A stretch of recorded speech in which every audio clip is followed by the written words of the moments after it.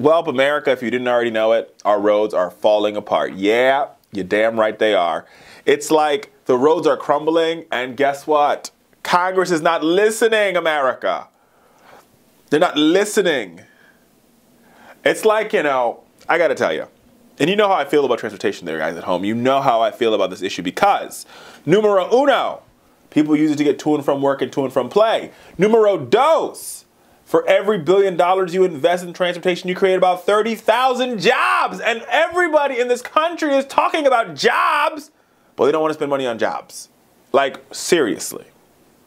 But here's the thing. You know, the president's proposed spending $478 billion over the next 6 years to upgrade our nation's roads, bridges, transit lines, freight, you know, a big one from its current level, but don't you worry, folks, because our good friends, you know them, John Boehner and his cronies, they will do everything in their power to make sure that we don't invest in roads because government spending is a problem. What happens in the days when it was okay to build a bridge? Like, you know, that's what they're saying, I got a bridge I can sell you. Because people really want bridges. It creates jobs. But I'm telling you, folks, our roads are literally crumbling. They're crumbling. Between 2009 and 2011, Smart Growth America found states spend 55% of road funds on new construction, even though this represents just 1% of the overall system. The amounts varies from state to state, so at the end of the day, we've got to do more than just spend money on new roads, America. We've got to truly make an investment. Now, the science, like, I mean, the economics on this is pretty simple, right? Because when you build, and this is like American history, for anybody who missed out on American history, so many great cities were created because of transportation. Think about it. Chicago was created because of the river and Lake Michigan, right? Mississippi, Lake Michigan, right? The Washington DC was created because of the Potomac River. It was a transport thing. And think about all the Southwest, flyover state places. Sorry, I love you flyover states.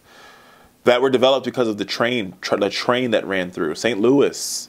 I can go on and on and on and on and talk about how transportation has fixed this country and made it for the better. But at the end of the day, what you have right now is that people refuse to invest in roads. And the impacts are deadly, America. Absolutely. Positively. Downright goddamn deadly. Yes, indeed, it is true. It is absolutely deadly. 1/3 of all traffic fatalities are caused because of extra wear and tear on vehicles due to poor conditions on the road. They're a significant factor. A significant factor. So not only are the roads bad, but the potholes are killing us. Literally. But people in Congress, they are literally asleep at the wheel.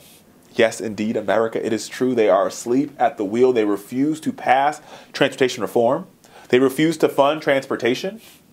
They refuse to build bridges. They refuse to build high-speed. We are the only developed country in the world with no high-speed rail. And Acela does not count because that thing is slow as hell. Trust me, I was on it this week. Slow as hell. You usually get to New York to DC in like 20 minutes. Come on. You can get from Paris to London in an hour. I've been on that train. I know all about it. So you're telling me in America, the greatest country on earth, we can't have high-speed rail because people refuse to make an investment? That's malarkey if I've ever heard it. That's some tucked up stuff, ain't America? It's tucked up, tucked up, tucked up. But I digress. I digress. I digress. I digress. Here, let me tell you something, folks, at home. If we want to make this country better, let's do something bold. Something really bold. And say, you know what? We're going to invest in America's greatest resource. It's people. And we're going to put them out there to build bridges, to build roads, to build rail lines. And that's only the first tier of jobs. I mean, the second tier of jobs are when you build a train station, you got to put a Starbucks in it. People are working at the Starbucks. You got to put a newsstand in there. People are working at the newsstand.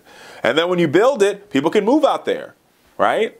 It's all part of a larger plan. That is how you create community. That is how you rebuild America from the bottom up. If we want America to be great, we have to do bold things. You know, recently I was watching a documentary about FDR, and it is President's Day weekend, depending on when you're watching this. And what made FDR so great was even though our country was in peril, straight up peril, we were a mess. A mess with a capital M. But FDR understood this one thing. If we act boldly, or like my pastor said, if we go boldly to the throne of grace. I kid. Funny, right? If we act boldly, we can change this country for the better. And that's exactly what he did. He invested in America, right? You had the Tennessee, Tennessee Water Corp. I think it's the Tennessee Water Corporation. You had the Civilian Corps, right? You build roads, you build bridges. Dwight Eisenhower even got it when he built the highway system. America, if we want good, we have to create good. And we do it by investing in America's bridges, roads, and infrastructure. Right back after this break.